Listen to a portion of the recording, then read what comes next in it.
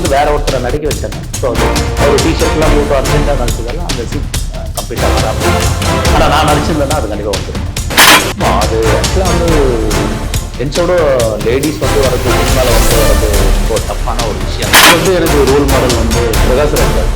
இப்போ அவர் எனக்கு ரொம்ப பிடிக்கும். காதல் கொண்ட படம் வந்து நடிச்சு அவர் அந்த ஷூட் எடுத்துருக்காங்க. அப்போ எல்லாரும் கிண்டல் பண்ணுவாங்க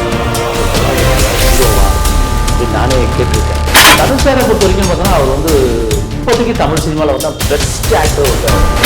வெற்றி சார் படத்தெல்லாம் நமக்கு ஒரு அதாவது ஒரு முக்கியமான ஒரு 2-3 சீன் கிடைச்சாவே போதும்.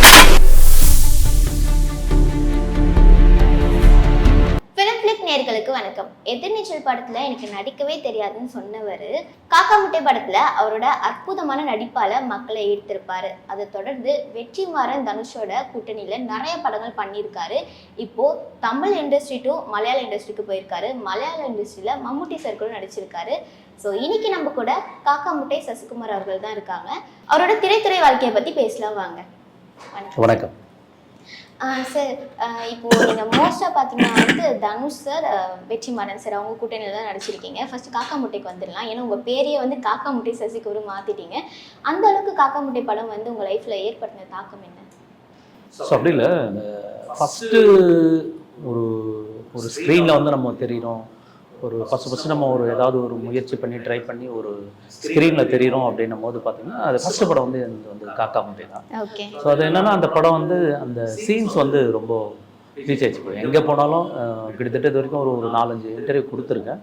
ஸோ எது போனாலும் காக்கா முட்டை இன்னும் மறக்காமல் இந்த மாதிரி எல்லாருமே கேட்டுருக்காங்க. ஸோ அது ஃபஸ்ட்டு படம் அந்த சீன் அது மாதிரி. அது என்னென்னா ஐஸ்வர்யா மேடம் வந்து கேட்பாங்க, என்ன டிவி புள்ளி புள்ளியாக தெரியுது, 30 ரூபா திட்டு கனெக்ஷனுக்கு அவ்வளோதான் வரும்.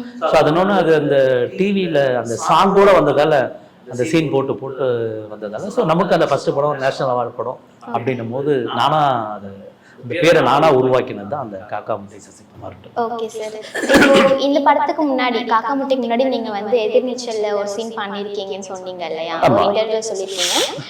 ஸோ அது எப்படி அந்த ஆப்பர்ச்சுனிட்டி உங்களுக்கு எப்படி கிடைச்சது? ஸோ அது வந்து ஆக்சுவலாக வந்து ப்ரொடக்ஷன் மேனேஜர் வந்து மாமா இருந்தாங்க அந்த படத்தில். ஸோ இப்போது ஒரு டைரக்டர் கிட்ட எதுவும் சொன்னோன்னே ஒரு புது மாப்பிள்ள ஒரு கெட்டப். ஸோ அந்த ரோல் வந்து கொடுத்தாங்க. ஆக்சுவலாக வந்து திருச்சி போனேன். திருச்சி போயிட்டு ஆடிஷன் பண்ணேன். சரி ஓகே அப்படின்னாங்க. காலையில் எல்லாம் ரெடி ஆகிட்டு ஷூட் போகும்போது ஸோ அங்கே பேசலான்னு வரேன். அது தெரியல நமக்கு. ஸோ என்னென்னா ஸோ கேமரா பார்க்கும்போது ஒரு பயம் இருந்தது, டைரக்டர் பார்க்கும்போது பயம் வந்தது. ஸோ சுற்றி யூனிட் எல்லாமே இருந்ததில்ல. ஸோ அதனால் அது ஒரு 4-5-6 டேக் மேலே கூட போச்சு. ஸோ எடுக்க முடியலன்னு அப்புறம் டைரக்டர் சரி வேண்டாம் அப்படின்னு சொல்லிட்டு அனுப்பிச்சிட்டாரு. ஸோ அப்புறம் கடைசியாக அந்த சீனும் வரல படத்தில். அது என்னன்னா அந்த இடத்துல நான் மட்டும் தான் செலக்ட் பண்ணி வச்சேன். ஒரு புது மாப்பிள்ளனா ஒரு ஃபார்மல் ட்ரெஸ் எல்லாமே இருக்கும் அப்படின்ட்டு.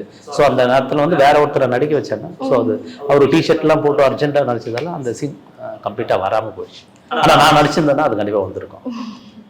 சரி, நீங்க அது வராத நீங்க நடிச்சது எடுத்துட்டு திரும்ப இன்னொருத்தர் நடிக்க வச்சாங்களா? ஆமாம். ஓகே. அது உங்களுக்கு எப்படி இருந்துச்சு சார்? ரொம்ப கஷ்டமா இருக்கும்ல. தனுஷ் சார் ப்ரொடக்ஷன், அதுவும் ஃபஸ்ட்டு படம் ஒரு வாய்ப்பு. Dhanush sir production, hero Sivakarthi, அப்புறம் துரை செந்தில் சார். ஸோ இது மாதிரி ஒரு பெரிய டீம். வெற்றி சாரோட ப்ரொடக்ஷன் வேறு. ஸோ இதெல்லாம் ஒரு வாய்ப்பு கிடைக்கும் போது அதை மிஸ் பண்ணிட்டோமே அப்படின்றது ரொம்ப ஃபீல் பண்ணியிருக்கேன். ஓகே. அப்படியே கொஞ்ச நாளைக்கு ஒரு வருஷத்துக்கு அப்புறமா பார்த்தா திரும்ப காக்கா முட்டையில அதே தனுஷரோட ப்ரொடக்ஷன்ல நீங்க நடிச்சிருக்கீங்க. இந்த ஆப்பர்ச்சுனிட்டி எப்படி வந்துச்சு? அங்க தட்டி போனது இங்க எப்படி பிடிச்சிங்க? ஸோ இது என்னன்னா இதுவும் எனக்கு ஒரு ஆடிஷன் மூலியமாக தான் கிடைச்சிது. ஸோ அந்த ஃபஸ்ட்டு டைம் வந்து ஒரு ஆடிஷன் போகும்போது அவர் ஏடி வந்து ஜெயின்னு ஒருத்தர் இருந்தார். அவங்க தான் ஆடிஷன் பண்ணாங்க. ஸோ ஆடிஷன் பண்ணிவிட்டு இதுக்கு வந்து ஒரு 2-3 பேரை ஃபிக்ஸ் பண்ணி வச்சுருந்தாங்க. ஸோ கிடைக்கணும் ஒருத்தராக பண்ணி பார்த்துட்டு அதுக்கப்புறம் ஸோ நம்ம கடைசியாக கிடைக்கும் அப்படின்றது தான் நான் நம்பிட்டு இருந்தேன். ஸோ அதே மாதிரி எனக்கு திடீர்னு கால் வந்து தான் இந்த வாய்ப்பு எனக்கு கிடச்சிது. மணிகண்டன் சார் இந்த ஃபஸ்ட்டு படம், அவரோட ஃபஸ்ட்டு படமும் எனக்கும் வந்து ஒரு ஃபஸ்ட்டு படம். ஸோ அப்படி வந்து தான் அந்த காக்கா முட்டை வாய்ப்பு. ஓகே. எதிர்நீச்சல்ல நீங்க ஒரு சீன் நடிக்கும் போது அதை வந்து வேண்டாம் சொல்லி எடுத்துட்டாங்க. அதே காக்கா முட்டையில நீங்க ஃபர்ஸ்ட் சீன் நடிக்கும் போது உங்களுக்கு அந்த பயம் இருந்துச்சு, ஐயோ இதுலயுமே எடுத்துருவாங்களோ அப்படின்ற ஒரு பயம் இருந்துச்சு? இல்ல. ஸோ அந்த விஷயங்களை புரிஞ்சுக்கிட்டோம்ல. அப்படிதான் நம்ம நடிக்கணும் அப்படின்றது ஒரு ஒரு விஷயம் ஓரளவுக்கு கெஸ் பண்ணி எல்லாமே தெரிஞ்சிடுச்சு. ஸோ அதில் நான் ஒரு ஒரு நான் நல்லா பண்ணும்போது மேடம் ஐஸ்வர்யா மேடம் ஏதாவது சொதப்பிடுவாங்க. ஸோ அவங்க நல்லா பண்ணும்போது நான் ஏதாவது ஒரு சின்ன தப்பை வந்துடும். ஸோ ஆனாலும் ஒரு 2 டேக்கில் வந்து அது இயல்பாக அது ஃபுல்லாகவே அந்த சைதாப்பேட்டை கீழே இந்த குப்பை இருக்கு அதில் தான் நான் ஷூட் பண்ணது. ஸோ அதனால அது கொஞ்சம் பதட்டம் இருந்தாலும் அதை கொஞ்சம் நான் ஈஸியாக பண்ணிட்டேன். ஓகே, ஐஸ்வர்யா மேம் கூட நடிச்ச அந்த தருணம் உங்களுக்கு எப்படி இருந்துச்சு? அவங்களும் அப்போ ஸ்டார்டிங் தான். அவங்களும் ஸ்டார்டிங் தான். ஸோ அவங்க பெருசா இல்லை, சில விஷயம் சொன்னாங்க. ஓகே நீங்க இப்படி சொல்லுங்க நான் சொல்லும் போது அப்படின்னாங்க. சரி அப்படிதான் பண்ணேன். ஸோ ஒருத்தருக்கு ஹெல்ப் பண்ணி நடிச்சாங்க. ஆமா. ஓகே, இப்போ வந்து அவங்க ரொம்ப வளர்ந்துட்டாங்க இல்லையா? ஒரு டாப் ஹீரோயின் லிஸ்ட்ல தெலுங்குலயும் சரி தமிழ்லயும் சரி வந்துட்டாங்க. இப்போ வந்து பார்க்கும்போது உங்களுக்கு எப்படி இருக்கு? அவங்க வளர்ந்து அவங்கள பார்க்கும்போது எப்படி இருக்கு? அது ஆக்சுவலா வந்து ஜென்ஸோட லேடிஸ் வந்து வர்றது சினிமாவில் வந்து வர்றது ரொம்ப டஃப்பான ஒரு விஷயம் தான். ஸோ இருந்தாலும் அவங்களுக்கு நல்ல அந்த படம் வந்து ரொம்ப லோக்கலாக வந்து ரொம்ப அழகாக நடிச்சிருப்பாங்க. ஸோ ஏன்னா 2 குழந்தைக்கு அம்மாவாக வந்து ஆரம்ப ஸ்டேஜில் வந்து நடிக்கிறது ரொம்ப கஷ்டம் இல்லை, ஒரு பயம் இருக்கும். ஸோ இது அது மாதிரி இருக்கும் சினிமா. ஆமாம், ஒரு அம்மாவாக நடிக்க. ஏன்னா அவங்க ஹீரோயினாக தான் ட்ரை பண்ணியிருந்தாங்க, அம்மாவை நடிக்கிறது கஷ்டம். ஸோ அதெல்லாம் மீறி வந்து அவங்க ஆக்டிங் வந்து ரொம்ப பேசப்பட்டது. ஸோ அதில் அவங்க லெவல் வந்து இப்போ ஒரு நல்ல ஸ்டேஜில் இருக்காங்க. ஓகே, ஷூட்ல உங்ககிட்ட ஏதாச்சும் ஷேர் பண்ணியிருக்காங்களா? உங்ககிட்ட இல்லாமல் டீம்ல ஏதாச்சும் ஷேர் பண்ணியிருக்காங்களா? ஃபியூச்சர்ல எப்படி இருக்கணும் அப்படி இருக்கணும் அப்படின்ற மாதிரி? அப்படி இல்லை. ஆமாம், எனக்கு அவங்க புதுசு. ஸோ என்னையும் அவங்களுக்கு தெரியாது, உங்களையும் எனக்கு தெரியாது. ஸோ இல்லை. ஓகே, காக்கா முட்டை படத்துல உங்களுக்கு ரொம்ப ஸ்பெஷல் மூமெண்ட்டாக இருந்த ஒரு டே எது? ஒரு சீன்னே சொல்லுங்க. அது என்னன்னா அந்த இடத்துல லைவா ஷூட் பண்றாருல. ஸோ அங்க உள்ள இருக்கவங்க எல்லாம் வச்சுன்னு அவரு நம்ம ஷூட் பார்க்குறோம் அப்படின்னும் போது ஒருத்தர் வந்து சரக்கு வாங்கி கொடுத்தாதான் ஷூட்டிங்கே நடக்க விடுவார் அங்க இருக்கிற ஒருத்தர். அப்புறம் டைரக்டர் சொல்லுவார், அவனுக்கு டக்குனு ஒரு கோட்டர் வாங்கி கொடுத்துருங்கடா. நிஜமாவே அப்படிதான்? ஆமா ஆமா. ஸோ என்ன அங்க லோக்கல் இருக்காங்கல்ல, ஸோ அவங்களால டிஸ்டர்பன்ஸ் ஆகும்ட்டு அப்படி. ஆமா ஆமா, டிஸ்டர்பன்ஸ் ரொம்ப அன்பான இதுதான். ஸோ அது மாதிரி என்னும்போது அவனுக்கு ஒரு கோட்டர் வாங்கி கொடுறா டக்குன்னு அப்படின்வாரு. ஸோ அதெல்லாம் இல்லாமல் என்னன்னா அங்கேயே வந்து எல்லாரும் சாப்பிட்டாங்க. அந்த இடத்துலயே தோசைலாம் சுட்டு எல்லாம் கொடுப்பாங்க. ஸோ அதெல்லாம் ஒரு நல்ல அனுபவம் தான் அந்த இடம். ஓகே, இப்போ சினிமாவில் வரும்போது எல்லாருக்குமே ஒரு ட்ரீம் இருக்கும், நம்ம இப்படி ஆகணும் அப்படி சொல்லிட்டு. ஸோ நீங்கள் சினிமாக்குள்ளே வரும்போது உங்களுக்கு என்ன ட்ரீம் இருந்துச்சு? எனக்கு ரோல் மாடல் வந்து பிரகாஷ்ராஜ் தான். ஸோ அவர் எனக்கு ரொம்ப பிடிக்கும் எனக்கு. ஸோ சினிமாவுக்கு வரத்துக்கு முன்னாடியே வந்து ஒரு ஆக்டராக வந்து அவரை ரொம்ப பிடிக்கும். ஸோ அவர் மாதிரி பண்ணணும். ஸோ என்னன்னா அவர் வில்லன் பண்ணுவார், அப்பா கேரக்டர் பண்ணுவார், அண்ணன் கேரக்டர் பண்ணுவார், மாமா கேரக்டர் பண்ணுவார். குணச்சித்திரத்துலேயே அவர் அடிச்சிக்க முடியாது. நெகட்டிவ் ரோல்லாம் வந்து அவ்வளோ பர்ஃபெக்டாக பயங்கரமாக பண்ணுவார். ஸோ எனக்கு வந்து ஒரு பெரிய ஒரு நெகட்டிவ் ரோல் பண்ணணும் அப்படின்றது தான் என்னோட ஆசை. அது கொஞ்சம் பண்ணிட்டு வரீங்க. ஓகே, இப்போ அடுத்ததாக வந்து வெற்றிமாறன் சார் வரலாம். நீங்கள் தொடர்ந்து வெற்றிமாறன் சார், தனுஷ் சாரோட அந்த கூட்டணியிலேயே நடிக்கிறீங்க இல்லையா? வெற்றிமாறன் சார் பர்சனலி உங்களுக்கு தெரிஞ்ச அவர் எந்த மாதிரி கேரக்டர்? அவர் சாரை பொறுத்த வரைக்கும் வந்து நான் நிறைய போயிட்டு சாரோட ஆஃபீஸ்க்கு போவேன், அங்கே சாப்பிட்டு எல்லாம் வருவேன், பாப்பாரு விஷ் பண்ணுவேன், போவேன், கொஞ்சம் நிறையவே ஃபாலோ பண்ணியிருந்தேன். ஆனால் அவர் வந்து நம்ம என்னதான் ஃபாலோ பண்ணாலும் என்னதான் இருந்தாலும் அவருக்கு வந்து அதை பிடிச்சிருந்தா தான் அந்த இதுக்கே அவர் செலக்ட் பண்ணுவார். ஸோ ரெக்கமெண்டேஷன்லாம் வந்து பெருசாக அவர்கிட்ட இருக்காது. ஸோ அவருக்கு பிடிச்சிச்சின்னா கண்டிப்பாக வந்து பண்ணுவார். அப்படி ஒரு அசுரன் படத்தில் வந்து எனக்கு ஜாகன் ஒரு ஐடி இருந்தார். ஸோ அவர் தான் வந்து எனக்கு அந்த ஃபோட்டோஸ்லாம் காமிச்சு எனக்கு அந்த ஒரு வாய்ப்பு, அந்த கோர்ட்டு சீன் உள்ள ஒரு பஞ்சாயத்து சீன் இருக்கும். ஸோ அதில் நடிச்சிருப்பேன். ஸோ அப்படிதான். ஆனால் வந்து அவரு வெற்றி சார் பார்த்தவே கொஞ்சம் பயம்தான். இல்லை, தொடர்ந்து வந்து அவரோட படத்துல நீங்க நடிக்கிறீங்கன்னா உங்க 2 பேருக்குள்ளேயும் ஒரு ஸ்ட்ராங்கான ஒரு பாண்ட் இருக்கணும் இல்லையா? அடிக்கடிக்கு அவங்க அது என்ன விஷயம்னா, எனக்கு அந்த சினிமா ஸ்டார்டிங்ல வந்து எனக்கு பெருசா எதுவும் தெரியாது. நான் ஒரு கிராமத்துல இருந்து காட்டாங்குளத்துன்ற ஒரு கோணாதி தான் என்னோட ஊர், கோணாதி கிராமம்ட்டு. ஸோ அங்கேருந்து இந்த வாய்ப்புகள் தேடும்போது ஃபர்ஸ்ட் படம் இந்த காக்கா முட்டை நடிச்சதால அப்படியே என்னாச்சுன்னா அந்த சர்க்கிளில் வந்து எனக்கு கொஞ்சம் பேர் கொஞ்சம் பழக்கமானாங்க. அப்படின்னும் போது அவங்களே சுற்றி போயிட்டு ஏதாவது வாய்ப்பு கேட்டே இருந்தேன். ஸோ அது மாதிரி டைம்ல தான் வந்து மாரி, பவர் பாண்டி, அப்புறம் வந்து அசுரன். ஸோ இந்த மாதிரி படங்கள்லாம் வந்து அந்த சர்க்கிள்லேயே ரவுண்ட் அடிச்சிருந்ததால எனக்கு ஸோ அதில் கிடைச்சிது. ஓகே. இப்போ தனுஷ் சார் கிட்ட வரலாம். தனுஷ் சாருமே வந்து அதே மாதிரி தான், நீங்கள் அவர் படத்துல தான் வந்து அதிகமாக நடிச்சிருக்கீங்க. ஸோ அவர் கூட நடிக்கும் போது உங்களுக்கு எப்படி இருந்துச்சு? அவர் வந்து என்னன்னா ஒரு டைமில் வந்து நான் அங்கே எஸ்ஆர்எம், என்னோட ஊர் வந்து பொத்தேரி தானே, அங்கே வந்து காதல் கொண்டேன் படம் வந்து நடித்து அங்கே தான் ஷூட் எடுத்துகிட்டு இருந்தாங்க. அப்போ எல்லாரும் கிண்டல் பண்ணுவாங்க, யார் இதெல்லாம் ஒரு ஹீரோவா அப்படின்னு நானே கேட்டிருக்கேன். என்ன யாரா இவங்கெல்லாம் ஒரு ஹீரோவா அப்படின்ட்டு எல்லாமே பேசின்னு இருப்பாங்க பசங்களாம். அதெல்லாம் பேசணும். அந்த படம் வந்து பெருசாக ஹிட் ஆயிடுச்சு. ஸோ அதுக்கப்புறம் தனுஷ் சாரோட கேரியரில் வந்து ஒரு பெஸ்ட்டான நிறைய ஆக்டிங் நிறைய படத்தில் கொடுத்துருக்காரு. ஸோ அந்த மாரி படம் அவர் கிட்ட நின்று கூட இருக்கும் போது பார்த்து, ஸோ அன்னைக்கு நம்ம இவரை பார்த்து அவர்கிட்ட சொல்லியிருக்கீங்களா சார்? இல்லை, அப்படி ஒரு வாய்ப்பு கிடைக்கல. ஓகே சார் நான் உங்களை பார்த்துருக்கேன் அப்படின்ற மாதிரி சும்மா தான் பேசியிருக்கேன். ஸோ அப்படின்னும் போது பயங்கர ஒரு சந்தோஷம் தானே. அந்த இடத்துல பார்த்தோம், இன்னைக்கு வந்து அவரோட படத்தில் வந்து நம்ம கூட நடிக்கிறோமே அப்படின்னும் போது அது ஒரு ஹாப்பியாக இருந்தது. ஒரு படம் சரி, அடுத்தடுத்த படங்கள வந்து உங்களுக்கு தனுஷ் சார் கூட நடிக்க வாய்ப்பு வந்துட்டே இருக்கும் போது உங்களுக்கு என்ன தோணுச்சு சார்? அந்த டைம்ல வந்து என்னடா எனக்கு ஏதாவது ஒண்ணு பெருசா கிடைக்கும் அப்படின்ட்டு தான் நான் ட்ரை பண்ண, அதான் சொன்னேன். ஸோ அந்த வண்டர்பார், அதுக்கப்புறம் வந்து வெற்றி சார், ஸோ இந்த சர்க்கிள்ல வந்து எனக்கு கொஞ்சம் நிறைய ஃப்ரெண்ட்ஸ் அப்படி இருந்ததால ஸோ இவங்களே நான் சுத்தி வந்தேன். எனக்கு மற்றது எங்கேயும் தெரியல எனக்கு. ஓகே. அப்படின்னும் போது விடாம அவங்களை சுத்தி வந்ததால இந்த ஒரு 4-5 படங்கள் வந்து நான் அப்படியே டிராவல் ஆனேன். ஸோ அதுக்கப்புறம் என்ன கொஞ்சம் சேஞ்ச் பண்ணிக்கினேன். ஸோ ஒரே இடத்துல நம்ம சுத்தக்கூடாது, நம்ம தனியா போகணும் அப்படின்றதுக்கு அப்புறம் தான் வந்து நிறைய படங்கள், இப்போ இந்த பிளாக்கு, அவர் இது படைத்தலைவன், அப்புறம் எனிமி, ஸோ இந்த மாதிரி படங்கள்லாம் நிறைய பண்ணேன். மலையாளத்துலேயும் ஒரு 3 படங்கள் மேலே ரிலீஸ் ஆயிடுச்சு. இப்போ ஒரு 3 படங்கள் பண்ணியிருக்கேன். Okay sir. இப்போ தனுஷ் சார் பாத்தீங்கன்னா வந்து இண்டஸ்ட்ரியில் நிறைய பேரை வளர்த்து விட்டுட்டே தான் இருப்பாரு. இருந்தாலுமே வந்து அவரை பத்தி நிறைய நெகட்டிவிட்டிஸ் இப்போ வரைக்குமே சொல்லிட்டு தான் இருக்காங்க. ரீசெண்டா கூட ஒரு ஹீரோயின் கூட சேர்த்து வச்சு பேசினாங்க. இதை பத்தி அவரை நேர்ல பார்த்திருக்கீங்க, ஸோ நிறைய விஷயங்கள் உங்களுக்கு தெரிஞ்சிருக்கும். இதை பத்தி நீங்க என்ன நினைக்கிறீங்க? ஸோ அப்படி இல்லை, அது எல்லா இடத்துலையும் நடக்கிறது நம்ம. அது ஆக்சுவலாக இப்போ ஒரு ஐடி கம்பெனியில் போனால் சரி ஒரு தவறாக ஏதாவது பேசுவாங்க. ஒரு ஹெச்ஆர் ஒரு பேசுகிறாங்க, ஒரு கேர்ள்ஸ் கிட்ட பேசும்போது நான் ஒரு தவறு, ஏன்னா அது ஒரு ஃபேமஸ், அதுக்குள்ளவே முடிஞ்சிடும். ஸ்கூல் இது மாதிரி எல்லாமே நடக்கும். சினிமான்றது வந்து ரொம்ப பெருசு இல்லை. இப்போ தனுஷாருன்னு இல்லை, எல்லாருமே சொல்கிறாங்க சார், நிறைய ஹீரோஸ்லாம் வந்து கம்பேர் பண்ணி பேசியிருக்காங்க. ஸோ அது மாதிரி என்னன்னா, அது மாதிரி ஏதாவது ஒரு சீன்ஸோ ஏதாவது ஒரு ஸ்டில்ஸ் அது மாதிரி கிடைக்கும் போது என்ன பண்ணாங்க, அவங்க மேரேஜ் பண்ணிக்க போறாங்க, லவ் பண்றாங்க. ஸோ இது வந்து சினிமான்றதால அது ரொம்ப ஈஸியா வெளியில அப்படி பரப்பி விட்டுறாங்க. Okay. Vetrimaaran sir, Dhanush sir, உங்க லைஃப்ல அவங்கள நீங்க எப்படி பாக்குறீங்க?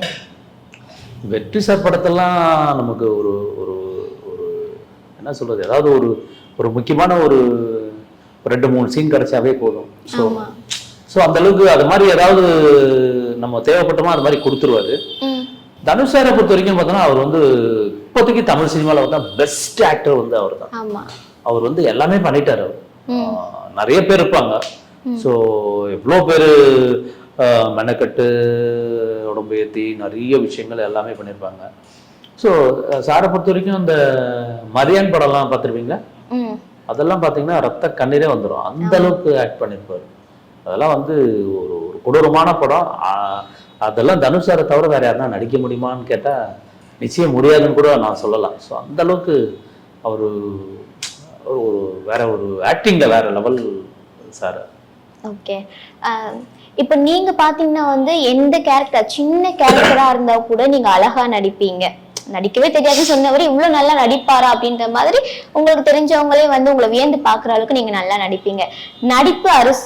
நடிப்பு அசுரன் வந்து நம்ம தனுஷ் அவர்களை சொல்லலாம். அவர் கூட நீங்க நடிச்சிருப்பீங்க இல்லையா? அவர் ஏதாச்சும் இந்த சீன் சூப்பரா பண்ணு அப்படின்ற மாதிரி ஏதாச்சும் சொல்லியிருக்காரா? இல்ல, இப்போ அந்த அளவுக்கு ஒரு இம்பார்ட்டன்ட் சீனா நான் அவர் கூட பண்ணல. ஸோ மாரியில மட்டும் இது மாதிரி சொல்லிக் கொடுப்பாரு. என்னன்னா, நான் அவரை திட்டும் போது நீங்க வந்து கரெக்டா வந்து நீங்க எல்லாம் ஒரே ரியாக்ஷன் பண்ணாதான் நல்லா இருக்கும், அவங்க புரியுதுங்களா, அது மாதிரி கரெக்டா பண்ணுங்க அப்படின்ட்டு சொல்லி தந்துருக்காரு. அவ்வளவுதான். Okay okay. இதுக்கப்புறம் வந்து தனுஷ் சார் வந்து உங்க ஏன்னா நான் தனுஷ் சாரை பத்தி மட்டும் ஏன் கேக்குறேன்னா நிறைய படங்கள் நீங்க அவர் கூட தான் பண்ணிருக்கீங்க. என்னைக்காச்சும் ஒரு நாள் இவர் கூட நான் சைட்ல தான் பண்றேன், கொஞ்சமா தான் பண்றேன், இவர் கூட இருந்து நான் ஒரு படம் நடிக்கணும்னு ஆசைப்பட்டிருக்கீங்களா? ட்ரை பண்ணிருக்கேன். இன்னைக்கு வரைக்கும் ட்ரை பண்ணிட்டு தான் இருக்கேன். தனுஷ் சார் கூட நடிக்கணும்ன்றதுக்காக ஆபீஸ்லாம் போயிட்டு ட்ரை பண்ணிட்டே தான் இருக்கேன். சோ அமையல. சோ அது அமையணும் அது. ஓகே. அடுத்தது பெண் குயின் படம் நீங்க நடிச்சது. நிறைய பேர் வந்து சொல்றாங்க அந்த படத்துல இருக்க ஹீரோயினை பத்தி கூட பேச மாட்டாங்க, நீங்க அந்த போலீஸ் கேட்டப்ல நடிக்கிற அந்த வில்லத்தனமா வந்து பேசுறதுதான் வந்து எல்லாம் ரசிச்சு பாக்குறாங்க. சோ அந்த கேரக்டர் உங்களுக்கு எப்படி கிடைச்சது சார்? எனக்கு ஆக்சுவலா ஃபோன் கால்ஸ் மூலமா தான் எனக்கு ஒரு டைரக்டர் மகி என்ன ஒரு சின்ன ஏஜெட் பர்சன் தான். ஸோ அவரு தான் என்னை கூப்பிட்டாரு. கூப்பிட்டு அது மாதிரி ஒரு விஷயம் இருக்குன்னா பண்ணுங்கண்ணா அப்படின்னாரு. போலீஸ் ரோல் தான் அப்படின்னாரு. நான் கூட ஏதோ ஏன்னா பிளாக் ஷிப் ஒரு சின்ன வெப் சீரிஸ் மாதிரி தானே, அப்புறம் சின்னதாக இருக்கும் அப்படின்ற மாதிரி இருந்தது. ஸோ ஆனால் அது ரொம்ப நல்லாவே இருந்தது. எனக்கு நடிக்கக்கூடிய ஒரு விஷயமா இருந்தது. ஒரு நாளில் எடுத்தாரு. கரெக்டாக 9 மணிக்கு வந்தேன், நைட்டு 9 மணி வரைக்கும் எல்லாத்தையும் முடிச்சாரு. ஆமாம், எனக்கே ஒரு அதிசயம் வந்தது. நம்மளா இவ்வளோ காலையிலேருந்து அப்புறம் அதை பார்க்கும்போது தானே தெரியுது இப்போ ஒரு லென்த்து நல்ல ஒரு நெகட்டிவ் ரோல் வர. ஸோ அது கிடைச்சது. அது ஒரு டைரக்டர் தான் சொல்லணும் என்ன செலக்ட் பண்ணி கூப்பிட்டதுக்கு. காக்கா முட்டைக்கு அப்புறமா வந்து உங்க கேரக்டர் ஒண்ணு நல்லா பேசப்பட்டுச்சுன்னா அது பெண் குயின் அப்படின்னு நம்ம சொல்லிக்கலாம் இல்லையா? சோ அந்த கேரக்டர்ல நீங்க இந்த விஷயத்த நான் ரசிச்சு பண்ணேன், இந்த சீனை நான் ரசிச்சு பண்ணேன்னா எது சொல்லுங்க? பெண் குயின் இல்லையா? பெண் குயின்ல வந்து ஸோ என்னன்னா அவங்க அந்த கான்ஸ்டபிள் வருவாங்கல்ல. ஸோ வந்தோன்னா சரி அவங்கள என்ன புக்கு படிச்சுட்டு வந்தேன்னு கேட்பேன். அவங்க இது ஒன்று போ அப்படியா சரி நீங்கள் அந்த பழைய கேஸ் ஃபைலெல்லாம் எடுங்க அப்படின்னு. ஸோ அவங்க எடுக்கும் போது அதை வந்து கொஞ்சம் நல்லா ஒரு விஷயமா கண்ணில் நிறைய பண்ணணும் அப்படின்றதுக்காக அது நெகட்டிவ் ரோல் தான். ஸோ அவங்க பேக் சைடில் எல்லாம் ஃபைல்லாம் செக் பண்ணும் போது அவங்களை பிடிக்கிறதுக்காக போவேன். ஸோ அந்த சீன் வந்து ஒரு நல்லா பண்ணணும் ரொம்ப அப்படின்றதுக்கு. ஏன்னா ரொம்ப நல்ல சீன் அது. ஒரு கொஞ்சம் எல்லாருக்கும் கோவம் வரா மாதிரி இருக்கும். அது நிறைய விஷயம் நிஜத்திலே நடக்குது இல்ல அது. ஸோ அதனால அந்த சீன் கொஞ்சம் ரொம்ப இன்ட்ரெஸ்ட் பண்ணேன். ஓகே. அதனா வந்து எல்லாருக்கும் கோவம் வர மாதிரியான சீன் தான். ஆனா எல்லாருமே உங்களை ரசிச்சாங்கல்ல அந்த சீன்ல. அது எப்படி இருந்துச்சு உங்களுக்கு? நம்ம பண்ணும்போது நம்ம பயந்துட்டே இருப்போம், ஐயோ நெகட்டிவ் ரோல் எல்லாரும் கோவப்படுவாங்க, பயந்துட்டே இருப்போம். ஆனா திடீர்னு வந்து எல்லாருமே வந்து அதை ரசிச்சு பார்க்கும்போது நமக்கு ஒரு சந்தோஷம் வரும். அந்த ஃபீல் எப்படி இருந்துச்சு? ஏன்னா இப்போ நமக்கு இது ஒரு நல்ல ஒரு வாய்ப்பா இருந்தது. நல்ல ஒரு வாய்ப்பா வந்து நிறைய பேர் வந்து நல்லா பண்ணிருக்கேன்னு சொன்னாங்க. ஸோ நல்லா பண்ணிருக்கேன்னு சொன்னா அவரு விக்னேஷாரே கூப்பிட்டு நீங்க அது கூட பார்த்துருக்கீங்கன்னு நினைக்கிறேன் ஒரு இன்டர்வியூல. ஸோ அந்த அளவுக்கு நல்லா பெருசா ரீச் ஆச்சு. நிறைய கமெண்ட்ஸ் வந்து என்னை பத்தி எழுதியிருந்தாங்க. நிறைய ஒரு சில நண்பர்கள் டைரக்டர்ஸ் எல்லாமே வந்து நல்லாவே பண்ணியிருந்தேன். ரொம்ப அந்த ரோல் வந்து நல்ல நெகட்டிவ் ரோல் நல்லா பண்ணியிருந்தேன். நல்லா இருந்தது உன்னோட அந்த போலீஸ் இது அந்த ஆக்ஷன் எல்லாம் பண்றதெல்லாம் அப்படின்னாங்க. ஸோ அதனால அது ஃபுல்லாவே டோட்டலாவே எனக்கு ரொம்ப இம்பார்ட்டன்ட் ஒரு வெப் சீரிஸ் தான் அது. ஓகே. போலீஸ் ரோல்ல நீங்க ஒரு 2-3 கிட்ட நடிச்சிருக்கீங்கன்னு நினைக்கிறேன். ஆமா, அது சின்னதா. சோ அதாவது வரும்போது விஷால் படத்துல கூட நடிச்சிருந்தீங்க. விஷால் சார் படம். ஆமா, அது போலீஸா பண்ணல. அது எனிமி படம். அந்த ஹோட்டல் ஓனர் மாதிரி பண்ணுவோம். அந்த நாய் கூட போலீஸா வரதுலயே பண்ணிருந்தீங்க. போலீஸா வந்து சங்கர் பச்சான் சார் கருமேகங்கள் கலைகின்றன. அப்புறம் வந்து பாட்டில் ராதா. அதுக்கப்புறம் வந்து இன்னொரு அதெல்லாம் சின்னதா அப்படியே பண்ணிட்டா இருந்தேன். ஸோ அதுக்கப்புறம் போலீஸ்னாவே எனக்கு கொஞ்சம் பயம் போகக்கூடாது அப்படின்ட்டு. என்னன்னா அது ஒரு யூனிஃபார்மா போயிடும் சினிமால. அது போலீஸ்ன்னு போட்டாவே ஸோ அது ஒரு டிராவல் அதனால அதுல இருந்து அப்படியே வெளியே வந்துட்டேன் நான். கொஞ்சம் ஓரளவுக்கு அப்படியே வந்துட்டேன். அப்புறம் இப்போ ரீசெண்டா கண்ணை நம்பாதே, இரவுக்கு 1000 கண்கள், பிளாக்மெயில், மாறன் சார். அவர் வந்து எனக்கு ஃபர்ஸ்ட் கண்ணை நம்பாதே உதயநிதி சாரோட ஒரு நல்ல சான்ஸ் ஒன்று கொடுத்தாரு. அதுக்கப்புறம் செகண்ட் படத்துலயே எனக்கு வந்து ஒரு ரவீன் வந்து பிளாக்மெயில் மூவில வந்து ஜிவி பிரகாஷ் கூட அதுவும் ஒரு நல்ல சின்ன ரோலா இருந்தாலும் ஒரு படத்தோட ஒரு டிராவல் ஆகிற ஒரு ரோல் கொடுத்தாரு. ஸோ அதுலயும் ஒரு கான்ஸ்டபிள் தான். இப்போ நெக்ஸ்ட் வந்து நம்ம விதார் சாருக்கு வில்லனா பண்ணியிருக்கேன்.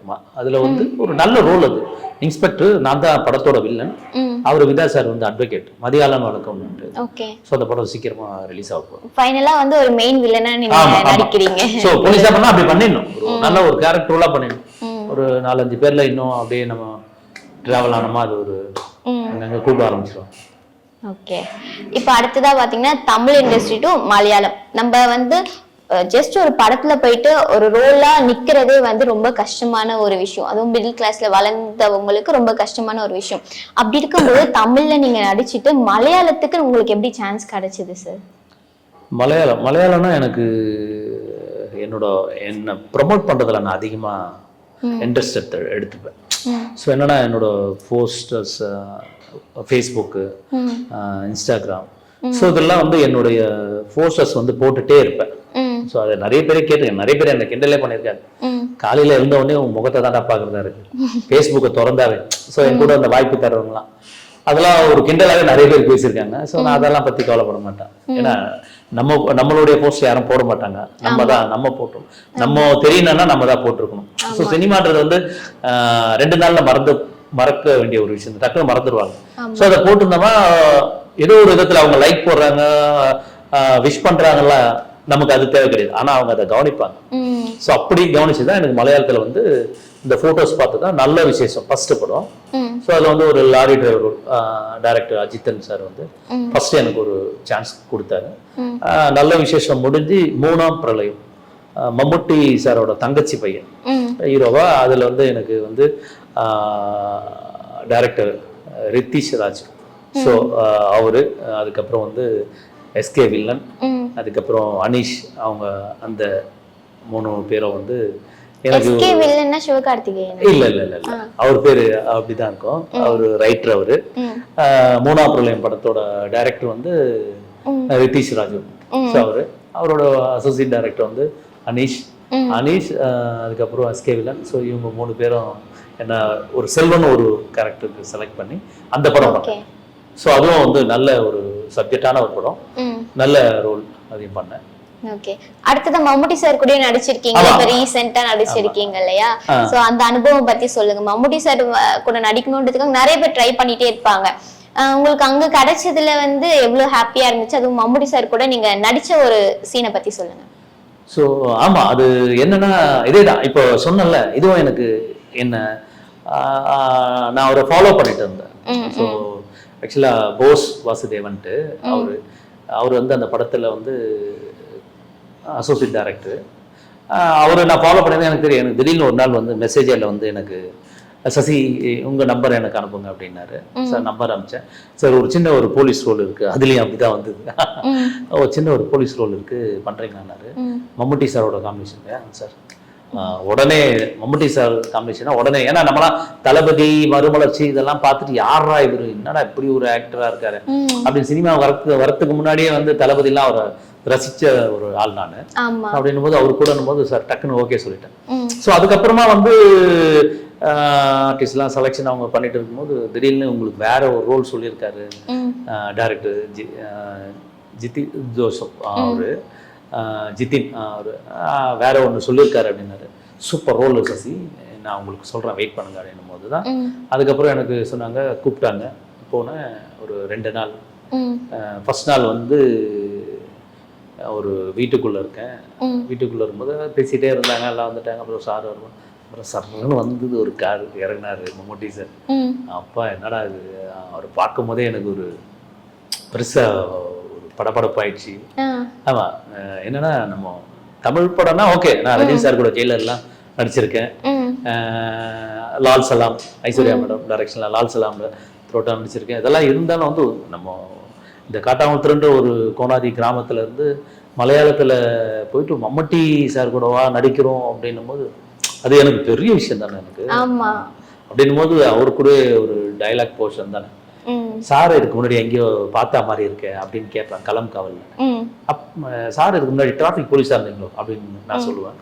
இல்ல என்னோட வீடு ஆர்கானிக் பக்கத்துல, அங்கிருந்து தான். ஓ, ஸோ அது ரொம்ப முக்கியமான சீன் அது.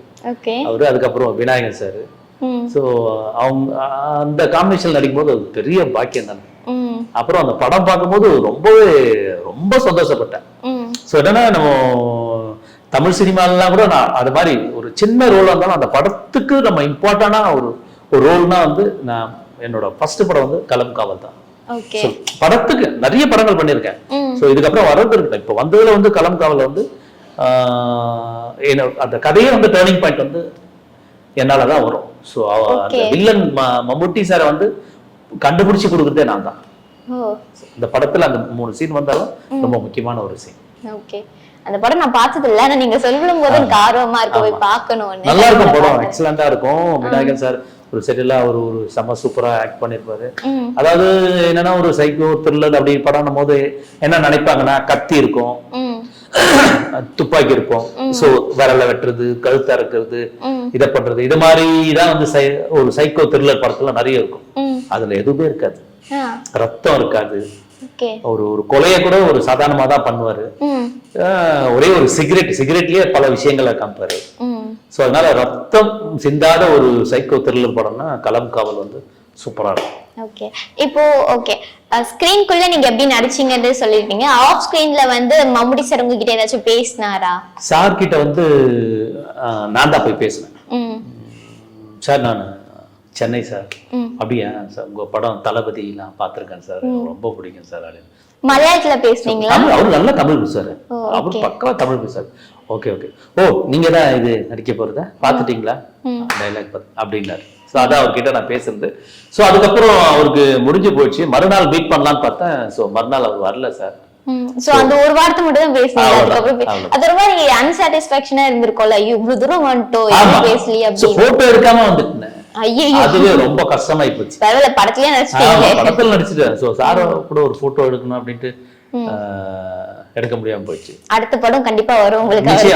அடுத்தது எங்கேயாவது அவரை நான் எங்கேயாவது மீட் பண்ணா கூட இதை சொன்னாவே எனக்கு கொஞ்சம் க்ளோஸா கூப்பிடுவார்ல. ஸோ இதை மாதிரி அப்படின்ட்டு அவருக்கும் தெரியும். ஏன்னா அவருக்கு அவங்க ப்ரொடக்ஷன் தான் அந்த கம்பெனி. இந்த ரோல் பத்தி அவருக்கு நல்லாவே தெரிஞ்சிருக்கேன். என்ன எங்கேயாவது பார்த்தோன்னா நிச்சயம் வந்து உடனே அவருக்கு அடையாளம் தெரியும். ஸோ அது மாதிரி ஒரு விஷயம் தான் அது. ஓகே, இப்போ ஜெயிலர் படத்துல வந்து நீங்க நடிச்சிருக்கீங்கன்னு சொல்றீங்க இல்லையா? சார் கூட ரஜினி சார் கூட உங்களுக்கு சீன்ஸ் இருந்துச்சு அதுல, அவர் கூட அவரை பாக்குற அளவுக்கு?